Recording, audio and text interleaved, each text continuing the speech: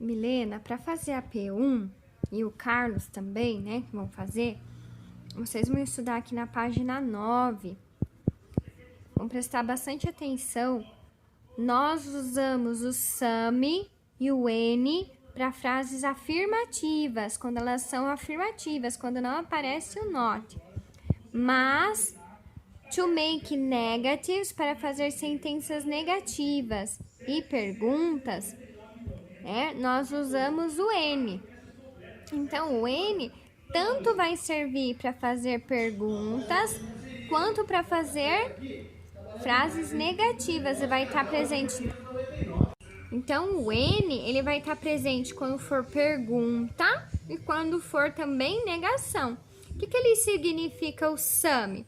Um pouco, alguns, algumas. E o N? O N também pode ser um pouco, algum, alguma, se for interrogativa. Se for negativa, o N pode ser nenhum, nenhuma, né? Como no caso aqui, ó. Are there any children in the yard? Tem alguma criança no jardim? Por que é que nós usamos o N? Porque é pergunta. No, there aren't any children. Ó, negação. Não, não tem nenhuma criança. Tá bom? Agora vamos ver aqui também, ó. We already have studied. Nós já estudamos, tá dizendo aqui, né? Que nós usamos o many quando nós vamos nos referir a substantivos contáveis. Então, eu posso dizer um lápis, 2 lápis, 3 lápis, mas eu não posso dizer uma farinha, 2 farinhas, 3 farinhas. Então, quando eu vou me referir a coisas que eu posso contar, eu uso o many. Quando eu vou me referir a coisas que eu não posso contar, 1, 2, 3, né? Eu vou ter que dizer um pouco, um punhado, um tanto, 1 quilo, 2 quilos. Eu vou usar o much. Então, é chamado de uncountable nouns. Porque são substantivos, são palavras, né? Que nós não podemos contar. 1, 2, 3, 4, né? Nós temos que ter uma medida diferente. A gente fala um pouco, a gente fala algum. Ou a gente usa a medida de grama, de quilo, tá certo?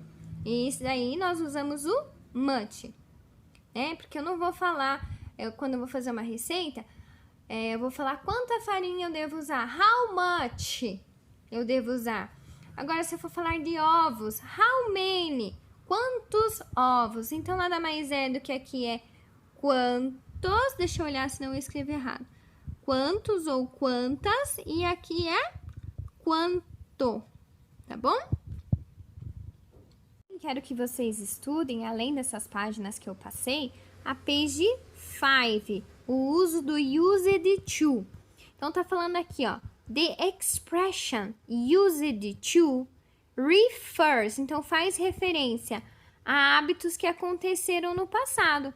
Então, nada mais é do que costumava. Eu costumava fazer tal coisa, eu tinha costume de fazer tal coisa, certo? That are no longer true, então que não faço mais agora. I used to play it as a child, então quando eu costumava brincar disso quando eu era criança. Então esse é o uso do used to. Ele vai se referir a coisas que nós tínhamos costumes de fazer, mas deixamos de fazer ao longo do tempo, né? Eu costumava ir ao sítio da minha avó. I used to go to my grandma's city, tá bom? E eu também gostaria que vocês estudassem um pouquinho do vocabulário, para a prova não ficar tão pesada e só ter gramática, né?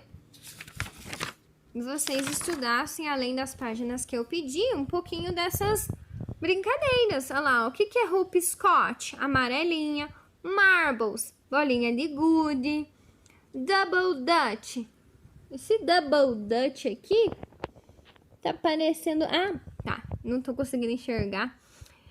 Pular corda, né? Yo-yo. Dominos. Tag é o pega-pega. Então, para vocês terem um pouco de vocabulário também, né? vocês estudem essas aqui que eu estou dizendo, além de estudar a page 17, que tem bastante exemplos, né? Bastante exercícios. Pedir para vocês estudarem os gêneros, né? Os estilos musicais.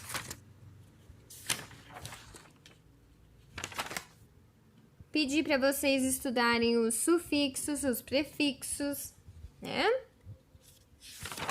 Pedir para vocês estudarem os instrumentos musicais, tá bom? E o uso, né? Do who, do where, do which, do that e do whose, tá bom? Que são os relative pronouns. Eu acho que agora ficou um pouco mais fácil para vocês estudarem. Tanto para P1 quanto para P2, esses assuntos estarão misturados, tá?